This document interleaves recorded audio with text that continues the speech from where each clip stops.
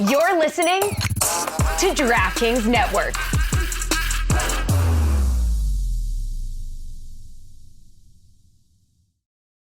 Today's episode is powered by Venmo and PayPal. Look, no matter how your favorite team did this season, there's still one way to feel like a winner, and that's with Venmo and PayPal. That's because you can choose to use Venmo or PayPal to add money to DraftKings in a few taps. You can even transfer your balance if you have one. So, the next time you get paid back for dinner, drinks, or tickets to the game, you've got the option to put the money right back into your DraftKings account. Hundreds of millions of people use Venmo and PayPal already, and there's never been a better time to join them. Don't have a Venmo or PayPal account yet? Don't sweat it. Choose your way to pay and download the app to get started. Venmo and PayPal are not a valid deposit withdrawal methods in Connecticut or Ontario. Gambling problem? Call 1-800-GAMBLER. Internet consensus, Stugotz, is always funny. So it was interesting to see a whole lot of Sunday morning or Monday morning quarterbacks the other day say the very same thing, which is, what kind of idiots decide to jump Cam Newton? That is what everyone's reaction is. However, I'm here to simply stop you. No matter what I thought it would look like, I didn't think it would look like that. I didn't think it would look like Cam Newton. His hat is going to be totally unfazed. That video doesn't even get as much run as it got, if not for the fact that his hat never moved while four guys are jumping him. He's throwing around one guy with one arm, and he's got another guy in a headlock. It's like out of a movie. He is swatting kids away from him. I mean... the whole thing, everyone's reaction was the same. How could you be so stupid? And I talked to some people who work in MMA and said he did that perfectly in a situation when you're getting jumped. What you do is you move away because everyone has the same target. And if you start moving away, you use their momentum against each other. Where would Cam Newton have learned to avoid being the singular target of 11 people trying to jump him? So you saw this fight and you said, let me reach out to MMA people to break down his form? I just happened to be... much. I happened to be with them. I wasn't doing reporting. I just happened to be with people who were watching the video. There were not feathers in that hat, right? That was all his hair. I think that it was an open hat with his hair coming out the top. But that's I could right. be wrong. But there weren't also feathers. There may have been. It was a grainy video. It wasn't great. It's a fair question. In fairness, though, like, video quality for incidents has gone much up since, like, the Zapruder film, right? Yes, there are more people videoing, and I would say to you that when you're saying the video quality wasn't great, I got number of angles, which I wasn't expecting, which means people were very quick. If people are jumping Cam Newton around me, it's going to be many reflexive thoughts I have before I get to let me video this. I'm going to have a lot of different thoughts. So I thought the number of angles there was impressive, as you complain about not having enough angles. I think anytime anything happens now, the first reaction from most people is, let me videotape this. Are you jumping in to save Cam or what? I would You have better to, be, right? Out of loyalty. He's your buddy. Yeah. Right. I don't believe I will be involving myself in a place that will get me hit in the back of the head with a bottle. I'm going to avoid those situations generally. Jessica, to your point, though, one of the most shocking times that I learned that in a way that made my heart feel heavy is I heard a gunshot outside of where it is that I live, and I would then later learn that a tourist in the middle of the day had been shot in, just sitting in front of his wife and baby. But I hear the gunshot, and all I see is people running over there with video, as opposed to running away from the gunshot, people running to the place in order to get their cameras out so they could be the one on, only in date or whatever. Big win for the TSP crew, right? Yeah, who is that? That's what everybody said after that fight. I think that was the consensus. That was the biggest takeaway. Yeah, it wasn't, why are you fighting Cam? It was like, who's this TSP crew? Because everyone said Cam got in a fight with the TSP crew. So everyone immediately went to Google who they are. Bad day for aggregators. The first person says the TSP crew, and then nobody does the research to figure out who that actually is. Everybody just keeps resharing the same video with Cam in a fight with the TSP crew until we all have to come in here and ask each other, who the hell is the TSP crew? The one guy that Cam has by the back of the collar, he's like, ooh, this is not a good position for me. He drags him, if we can play the video again, he drags him from the tent out like 25 feet to the fence on the other side. I know that everyone thinks after the fact that they knew how that would go. To see him be that immovable, it goes without saying. All of us, I think, understand that he's a very large human being. If you asked Billy Gill about 3 weeks ago, apologies for the voice there, vacation, driving through the heartland of North America, Dan, it's tough. Indiana did this to my throat. But if you asked Billy 3 weeks ago, Cam Newton, you fighting him? He'd tell you no. No one that sees him in person thinks it's a good idea to fight him. You have to be a moron to see him and think, let me go run up and punch him from behind. It's true. The fact that he restrained himself and didn't punch anyone back is like a miracle. That's not prime shape, Cam, and that is another important point. I don't know. Dan. Be very careful. He's not in his prime. What? Dan, he's in incredible shape. He's a brick house. I'm not disputing He's outside that. his prime. He's still in better shape than 99% of the I talked to my population. MMA friends yesterday. They said, don't with Cam Newton. He's in incredible shape. Yeah. The guy is jacked. Dan, he's in incredible shape. Billy, I am not disputing that. He's not in prime Cam shape. Don't argue with me about this. He's simply not. He's not in MVP of the league shape. Like, what are you talking about? Yes, of course, he's built unbelievably well. And also, he's out of football. Like, I'm saying nothing shocking by suggesting that he might have been fitter when he was MVP of the league than right now. Who disagrees with that? I may disagree a little bit because he might have been a little bit more slender, a little bit more mobile. Now he's just putting on the muscle, right? Like now he's working out to be big. So you guys think he's stronger now than when he was MVP of the league? Now you get it. Yeah. I think if I was on a 7-on-7 flag football team, I wouldn't think, wow, he looks like he's out of shape. Let me go punch him. I didn't say out of shape. Yeah, this is insane logic. That is not, you guys. It's prime punching time for He's Cam built like now. a linebacker now. We're saying he's built. Let's just get this straight. Straw man. No. It's better. He's in better shape now to fight off these people than he was when he was either at Auburn doing it every game by himself, or as a 25-year-old in the NFL. We're saying that now is better. He won the fight without hurting anyone, right? That's what he did. That part's amazing. He realized he could not hurt anyone on camera. Well, yes, that's what he was thinking about at the height of being jumped. Where are the cameras? Yes. No, I think... Don't punch anyone. I mean, I think a lifetime rich person is careful about who he punches, generally speaking. But I also think that the point that Billy makes is a good one. Among the many things in that video, there's nothing more impressive than his hat not moving. But among the impressive things is that at no point do you see him throw a punch. He's throwing people around, using their momentum against them by simply moving them around, all of them much smaller than him. Somebody came in at the end with a haymaker that unfazed him as well. Somebody came in with a very strong punch, but it was like trying to punch the 8th floor of a building. Like he wasn't quite getting up there. Do we know if it reached?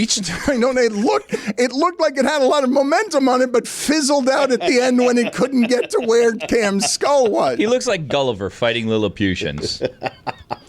But those didn't seem like small people, except for being next to Cam Newton, because they were not small compared to everyone else that was there. They were only small compared to Cam. Today's episode is powered by Venmo and PayPal. Look, no matter how your favorite team did this season, there's still one way to feel like a winner, and that's with Venmo and PayPal. That's because you can choose to use Venmo or PayPal to add money to DraftKings in a few taps. You can even transfer your balance if you have one. So, the next time you get paid back for dinner, drinks, or tickets to the game, you've got the option to put the money right back into your DraftKings account. Hundreds of millions of people use Venmo and PayPal already, and there's never been a better time to join them. Don't have a Venmo or PayPal account yet? Don't sweat it. Choose your way to pay and download the app to get started. Venmo and PayPal are not a valid deposit withdrawal methods in Connecticut or Ontario. Gambling problem? Call 1-800-GAMBLER. TurboTax experts make all your moves count, filing with 100% accuracy and getting your max refund guaranteed. So whether you worked a side hustle to afford season tickets to your favorite sports team or moved states and adopted a new team, switch to TurboTax and make your moves count. See guaranteed details at turbotax.com/guarantees. Experts only available with TurboTax Live. Don Le Batard. I miss crank windows. Too many unnecessary conveniences now. Cruise control. Please, I've got cruise control built in. It's called my right foot. It controls how fast the car goes. No button or steering wheel lever needed. Power steering. There's another one. Why do I want to give my power to the car? The power that I once had. The car is a ton of metal. I'm a damn college graduate. Stugotz. Bluetooth, HD radio, satellite. I'll take AM, please, with Wolfman Jack talking through the static, and I'll crank the windows down so everybody can hear. I'm Greg Cody, and that's how it was back in my day. This is the Don Le Batard Show with the Stugotz. Today's episode is sponsored by DraftKings. Stay tuned because you'll hear more about DraftKings and all it has to offer throughout the show. DraftKings, the crown is yours. I want Stugotz to talk about another fight, the one involving the Miami Heat against the Pelicans. Right. Sullivan, we've got now someone in our camp, Stugotz, who does some of the stuff that Allison used to do. He used to find people. She used to find people very quickly for us. Can we find the Heat fan that was ejected from this game on over the weekend? That was hero. it Friday or Saturday?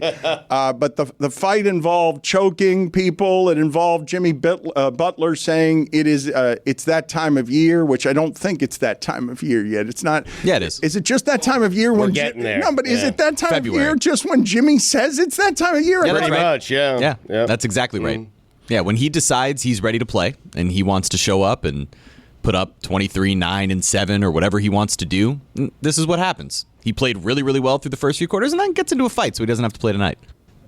Can I ask a question? Load management. So we talk about like this whole the best disciplined team. This doesn't seem like a disciplined team.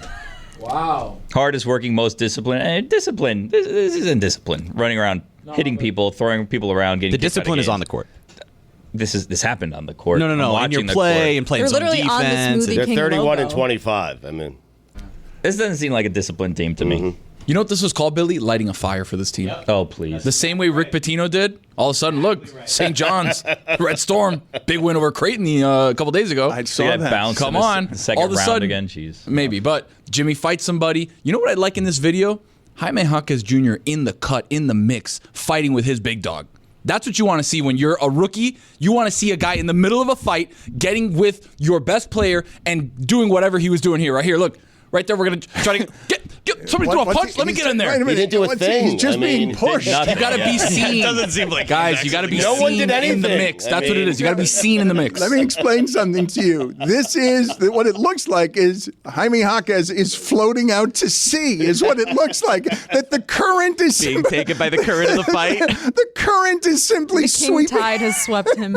But Tony is right. The key to showing that you have your brother's back is just by being in the mix. Exactly. Like there's a picture of Duncan Robinson right in the middle, and it looks like he's in the mix. He's not doing anything. He's actually smiling. But Dan, the key is you have to be in the picture. The You best do. one was Niko Jovic because he actually ended up getting suspended a game for this. And what it was is when Jose Alvarado and Thomas Bryant started fighting a little bit after this part of the scuffle, you end up seeing Niko Jovic run over and he gets held back by somebody and looks like he wants to throw a punch. And it's great because he never actually had to. That's the best part about it. Zion said it wasn't dirty. It wasn't dirty. I mean, Kevin Love was trying to help him up. And it escalates to that. And then Jimmy loves to talk. And people with the Heat love when he talks, or fans of the Heat. I don't know if the Heat organization loves when he talks. But he says a whole bunch of different stuff. And one of the things that he said, Stugotz, it's not just that it's that time of year as he was shouting that at the crowd, but he also said afterward, we're better than they are, and we'll beat them again that way when they come to play us, which is not something you hear very often in that sport. Very few guys will just simply say, we're better than they are. Now, that was, purposeful and strategic based on the fact that emotions were high, and whatever the disrespect was of having someone's hands on his neck is why it is that he's saying that. But very few people actually do that. Just say flatly, we're better than they are. When this year they're kind of the same as as they are. But what, to me, the most, I know we love the noise and the drama and that stuff, Stugotz, but the single most impressive thing to me about watching that was what happened with Bam afterward, where Zion couldn't do anything against Bam, and Bam did whatever he wanted on the other side. That was a little jarring to watch because I think of Zion as a unique kind of strength specimen. So to see him not be able to do anything against the length and athleticism of Bam one-on-one, I'm used to Zion doing whatever he wants against everybody one-on-one. What makes Bam so spectacular defensively is his ability to kind of bang with guys that weigh more than him. His biggest issue is when he goes up against someone like Joel Embiid or Brook Lopez, who has that type of size against him. Right. But his length and athleticism, and then on the offensive end, I mean, he became the focal point of the Heat offense for the rest of the game, hitting shots down the stretch. And when Jimmy Butler gets ejected, to see Bam step up as the alpha dog for that team to finish that game. And the reason Jimmy says they're better than the Pelicans, by the way, I believe they've won 7 in a row against the Pelicans. So he knows that come March 22nd, when the Pelicans come back down here, that's going to be one of those perfect troll games for Jimmy. But we're not surprised that Jimmy's saying that, right? Like, I know you say it's not the norm in the NBA for players to say, hey, we're better than that team, but for Jimmy it is. I mean, it is. He's kind of done it the last couple of years, right? I don't know why you're registering surprise for me. I'm not surprised. I'm just telling you that he's one of the few people in the league who will do that, and he's done it for a long time. He says whatever he wants without very much encumbrance. Can we get the video of the fan who was ejected, though? And I'd like to try and see if we can find this person and get this person's story, because this felt like Maximum Miami coming through the arena, walking up, pulling up his pants, pulling at a too tight Wade jersey. It is a little tight. It is, but it's Maximum Miami in New Orleans, just wants to be in the middle of the fight, is shouting at people, has a drink in his hand, again, pulling up his pants as he goes up the stairs and is ejected, representing Dwayne Wade and Wade County in general, just doing it the way exactly. That's why everyone hates Miami. That guy. Just everything climbing up, exactly up the stairs there. That's better than the Pelicans fan who was throwing stuff into the fight. Did you guys see that? There was a fan a few rows up who was throwing drinks into the fight. We're lucky it wasn't another one of those Malice at the Palace situations at the Smoothie King Center. What quarter did this fight happen in? Beginning of the fourth quarter. I'm surprised the Miami guy was still there. That's why everyone hates Miami fans, Dan. They're used to seeing them walk up the stairs in the fourth quarter. We were having an editorial meeting before the show, Dan, I don't think you were there for. And it was, if we have this guest on, if Sullivan's able to track this person down and we have this guest on, are we just enabling bad fan behavior in every away arena, hoping that we bring them on the show? Like, are we just encouraging Heat fans to go out and be obnoxious and misbehave at every road game in the hopes of getting on this show? And I said yes. Good. That's what we're doing. EP today. I want to know what the details of the story are. I want to do reporting that's not just talking to my MMA friends. I'm sure he was minding his own business and he's a victim in this whole situation. Look at him. He looks like someone who's just behaving himself. I'm sure he said nothing. He was just saying, hey, thanks for having me. Great seeing you guys. Oh, I'm kicked out. Oh, sorry. I wanted to show you guys something here because Stugotz was annoyed with me because one of the things that is fun in South Florida sports, because we do have an unusual number of broadcasting people who have come up through a team, with a team, and not unlike Eric Spoelstra, have stayed with the team. And so I've been legitimately made happy by seeing Steve Goldstein embed himself in the Panthers organization, and then to watch people who work for the Panthers get this kind of team and this kind of run where you're nationally relevant, you're interesting, you're annoying, you're a very good team. I'd like to play for the audience here some audio and some video of the end of a game, Stugotz, against Washington, because I thought the goal was the goal call and the Goldie call. I just thought all of it was really great. To listen to the escalation here as you've got so few people on the ice and it's late, it's overtime, and the next goal decides it. And listen to this. Milano stripped away by Gustav Forsling. Milano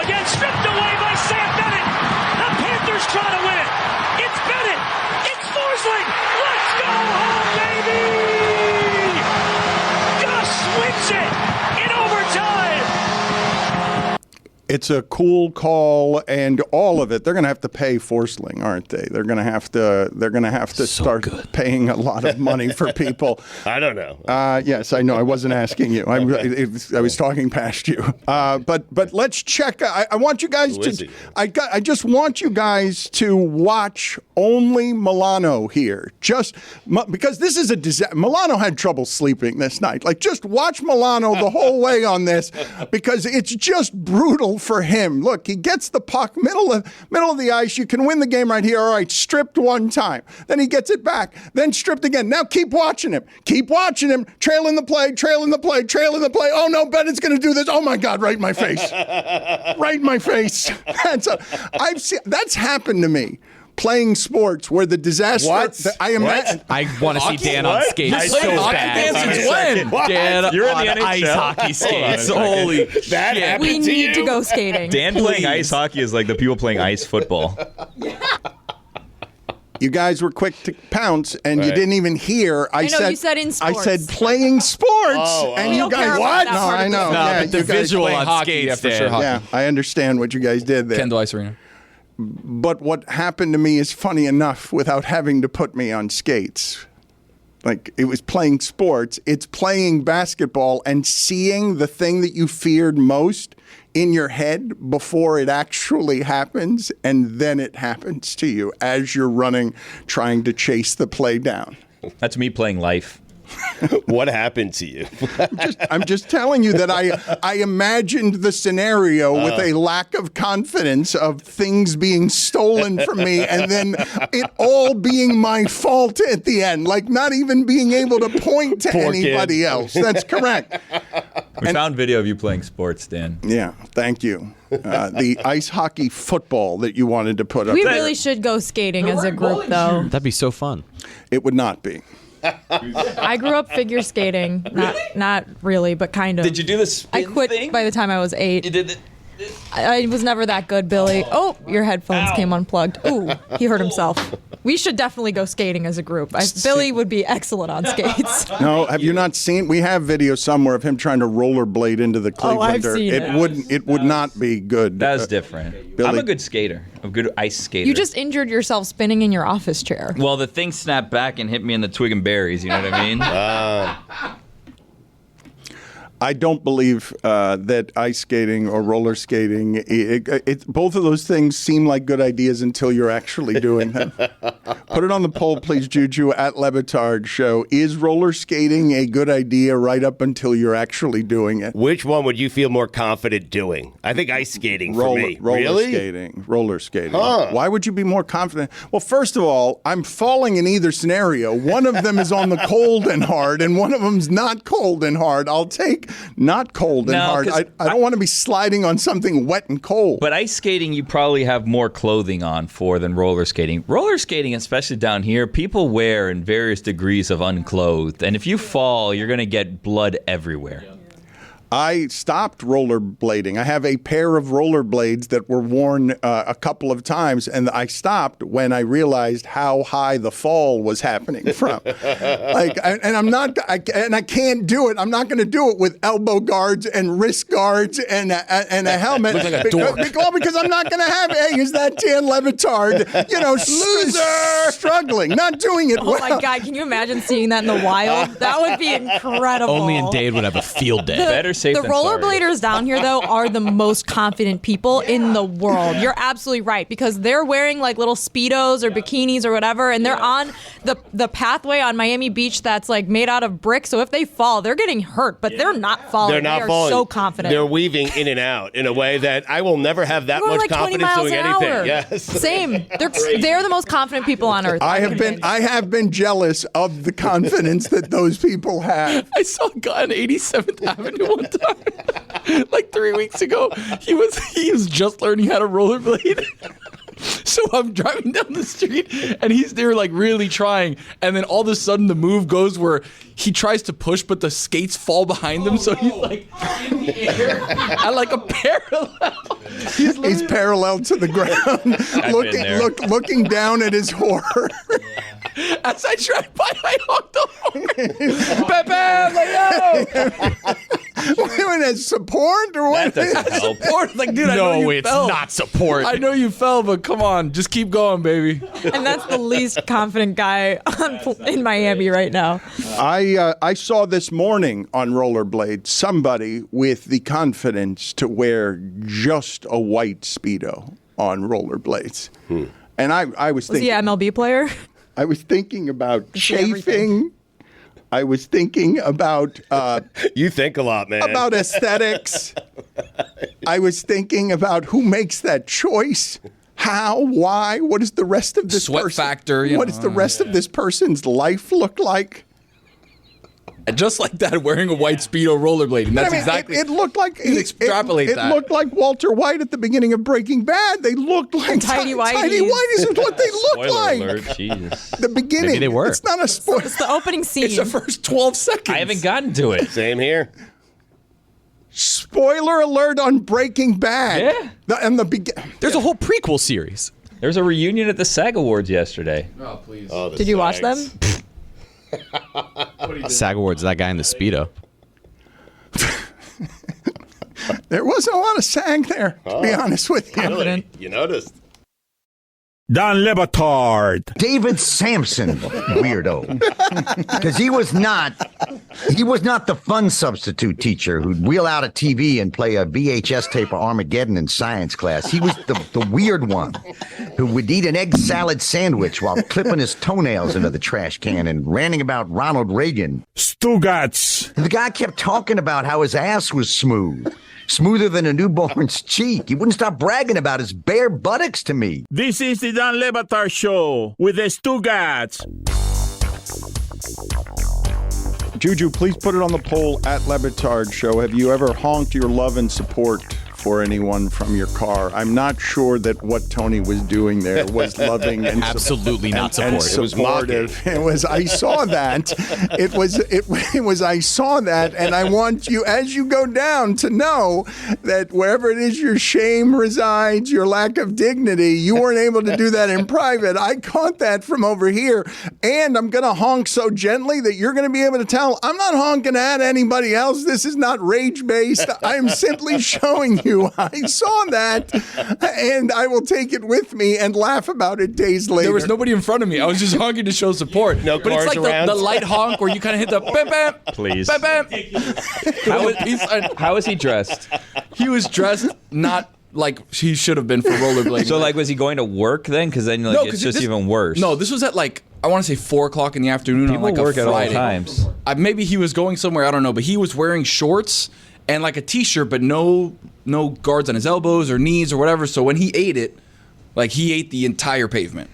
You have to, if you're going to go rollerblading for the first time, you have to do the helmet and the knee pads and the elbow pads and the wrist pads, and don't you? Yes, but in a very private place, if possible. Yes. Why? Who cares? It's embarrassing. Trying to win homecoming queen? Who cares? What difference does it make?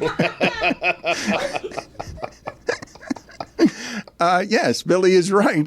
Just own it and don't be confident. Be bold. These roller skaters and these rollerbladers don't worry about this stuff. About the ones who are all over Miami, and they are everywhere. They are peacocking and they are resplendent with confidence. We've all noticed it.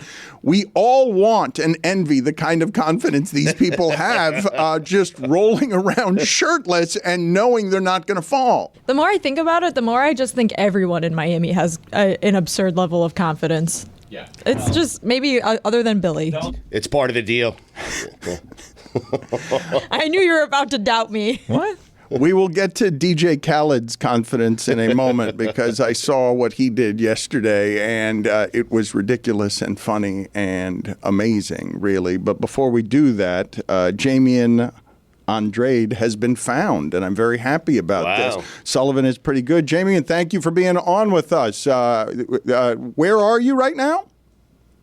Right now, I'm about a little less than an hour from TD Garden. That's where I'm from, actually. All right, so I'm from enemy territory. Okay, so you're a little bit cold down here right now. All right, so you're a Miamian living in Boston? I am a Miami Heat fan, yeah, and I live close to TD Garden, yeah. Okay, so what do you do in Boston? I do pipe fitting. Okay. And so what brought you to New Orleans? What was the occasion? Well, I was on vacation for birthday. My sister got me tickets to the game for my birthday, so we were out there, just enjoying the culture and just wanted to catch a Heat game out there while I was at it. And so what happened? Take us through what happened. Honestly, I was just, being a Heat fan. I had pretty good seats. We were like in the third row. And then I was just heckling the whole game, just being a Heat fan. And then I guess they got sick of me after a little while. Because basically when the scuffle happened with the players, that's when they was just like, yeah, we're going to get everybody out of here. I don't know. I really did nothing because the funny thing is that people don't know when they first kicked me out, like what you see on video, they kicked me out, sent me to security. And then when they sent me to security, they said, oh, you guys got the wrong guy. You got to escort him back. And then they escorted me back. And as I'm coming back down the stairs, they grabbed me again. So they kicked me out twice in one shot. All right. So hold on a second. So what happened? So they kicked you out. They thought they had the wrong guy and then didn't have the wrong guy. Did they have the wrong guy? Honestly, I have no idea. And the crazy thing is when they first kicked me out, they brought me downstairs through the elevator and everything. And then as soon as I got through the elevator, they're like, oh, that's not the guy. You guys got the wrong dude. So you got to escort him back. They escort me back. I'm going up the stairs that row right there was row 113. When they escorted me back, they escorted me back to row 115. So then I go up the stairs to go around and come back down 113. And as I'm going up the stairs, the people from that row recognize me. I go around, and as I'm going back down to heckle those same fans, I thought I was getting kicked out. Before I could even go down the steps, they grabbed me again. And when they grabbed me again, they literally brought me down to security and they told me, oh, it's NBA code of conduct. You can't swear in the arena. So they literally told me I got kicked out for swearing. They said, I'm not banned, but I can't come back today. But are you the right guy? I mean, I'm the guy that got kicked out for sure. Yeah, but I'm not, I didn't do anything wrong. I really have no idea what happened. You didn't deserve to get kicked out. You were heckling and you were cursing, yes? I mean, I was just saying, the Pelicans and go Heat, basically. Mm-hmm. But the thing is, when they brought me downstairs, they kept saying, no, you're good. We just want to get a copy of your ID and we're going to bring you right back. Like, they literally told me I wasn't getting kicked out. They told me they was going to get a copy of my ID, send me back, and then they didn't do that. Tell us how it is you became a Heat fan. I actually became a Heat fan because of D-Wade when I was young, and then just stuck with that. Just been a Heat fan since. How does that go for you in Boston? Terrible. Surrounded by nothing but Celtics fans, but it was great last year. And the last 4 of the last 5 times we faced them in the playoffs. So Celtics don't have nothing for us. Did you at any Celtics point have nothing for us. Did you at any point become a Bulls fan and a Cavs fan or no? I wasn't a Bulls or Cavs fan, but I was rooting for D-Wade when he was there, though. It was a little... Really? Oh. Lost him. Got a call. He was cursing. Sounds like Pelican security. Okay, NBA ripped him away policy. from our Yeah, he Zoom. said after We the lost Pelicans, him. and then he had to go. We will see if we can That's get a pipe him to fit. get him back. Hell yeah. He It's a has miscarriage When you of justice. say you're just being a Heat fan, that covers a What lot does of terror. that That covers a lot of territory. Put it on the poll, please, at Le Batard Show. When you're saying you're quote just being a Heat fan, is that automatically grounds for ejection from any stadium in the world? He's back. Did you see the video where the Pelicans post-game show was just overwhelmed with fans chanting "Let's go Heat" in the background? Yes. And like, did we come into the wrong arena today? Jaymion, were you? I was one of those. How? Hell yeah! You got kicked out. How This was guy's there? a hero, Dan. No, listen. What the funny thing is, they didn't let me back in the building, but I was right by the door behind the announcers, so I was screaming right in that building. I didn't care. I was waiting for all the Pelicans players to come out so they could hear me. I didn't leave that arena until maybe a few hours after. Maybe a couple hours after the game was over. I didn't leave. I wanted to be the last one out that building. I was the first one out the building, but I wanted to be the last one out the parking lot area. Let's play for him this video and just give us some play-by-play. You don't have to adhere to the video play-by-play, but just take us through what it is that's happening here as you're leaving your seating area. So everybody kept saying, "Get the f*** out of here." Mind you, everybody's swearing at me. Get the f*** out of here, f*** the Heat. But they could swear. And then all I'm saying is, I'll be back. This is my arena now. And I said 305 till I die. I was letting them know I kept on saying this is our arena now. Because the funny thing is, when Jimmy Butler was getting kicked out, and then he points at the crowd and he balls his fist up. Yes. I was literally right behind the Heat bench. So when he was looking up at the crowd and doing that and cheering, he was cheering towards me getting kicked out. Are you from Miami? I'm not from Miami. 305 till I die. But I do travel. I do travel there as often as I can. My sister's a flight attendant, so I fly for free. I'm everywhere. I'm everywhere the Heat go. I go. Yeah. Everywhere the Heat. And the funny thing is, I'm going to that Heat Pelicans game March 22nd. They're gonna hear me again. They're gonna see me again. I'm trying to find a way to get free tickets if I can, because I deserve it. You know, I'm the number one Heat fan there is out here. Look, I come to work with my Heat hard hat on. I don't play no games. Got them tatted on me. I just can't show that right now. You know what? You know, I got too much layers on, but. All right, I'll get you tickets. That's so nice, because I was going to do it, Dan, but you did it. Thanks. I mean, you were going to do it. Dan, I'm a big fan of yours, by the way, man. How's Poppy doing? He's great. Thank you for asking. He is 80 years old, shuffling around the house, and doesn't want to be around us anymore. He's done with the whole thing. I mean, this guy can schmooze. Big fan after you got him tickets, Dan. You yes, I did notice that. I was going to lead off with that, but you guys asked me questions a little too quick. Thank you, Jaymion. We appreciate it. Anything else that we need? Anything else that we need to know? What are your Heat bona fides? You got Heat tattoos. What else? From Boston. What changed? Like, how did the few minutes or the few hours after the game go when the videos started spreading? Well, there was just people hitting me up from all platforms: Twitter, Facebook, Instagram.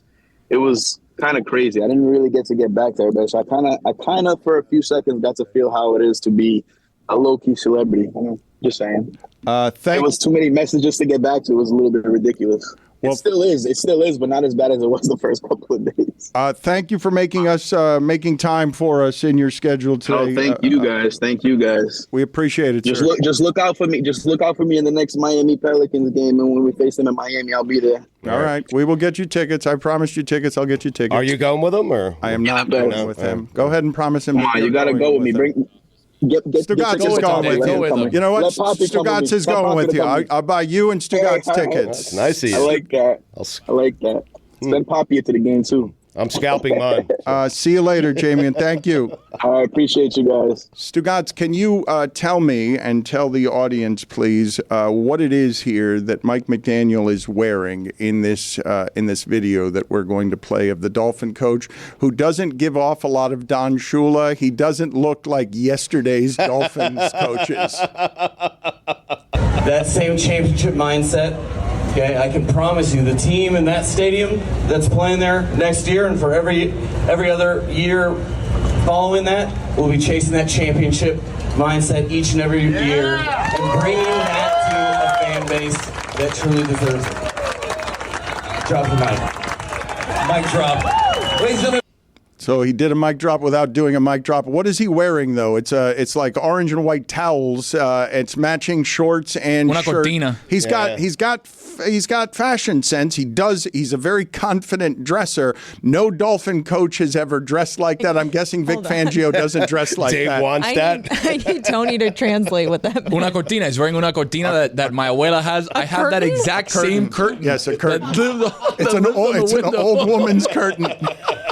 It's but how would you? Is it flowers? Is it orange flowers that's on matching shorts and shirt, white and orange? A very Miami look. Like I think Cougs owns that matching set. I don't think there are a lot of people who can pull that off confidently. He needs to win 2 more games this season if he wants to keep pulling that off. Wow. Hey, he's got the confidence to live in Miami, right? Like we were just saying, Miami people, the most confident people. You're right. He lives in Broward. He lives in Broward. Let's Never be mind. please. Never mind. He's talking about championship mindset, and for a while, the joke at his expense is going to be, go ahead and win a playoff game. Go ahead and win one of those, and then we will allow you to wear flowered cortinas. Everybody in your crew identifies as either Big Mac Burger, McNuggets, or McCrispy Sandwich, but you're the Filet-O-Fish Sandwich all day. That crispy fish, that savory tartar sauce, that melty cheese, that pillowy bun. Yeah, you get it. Every time. And if you love the Filet-O-Fish, right now you can catch 2 of the classics you love for just $6. Limited time only. Price and participation may vary. Cannot be combined with any other offer. Single item at regular price. Ba-da-ba-ba-ba.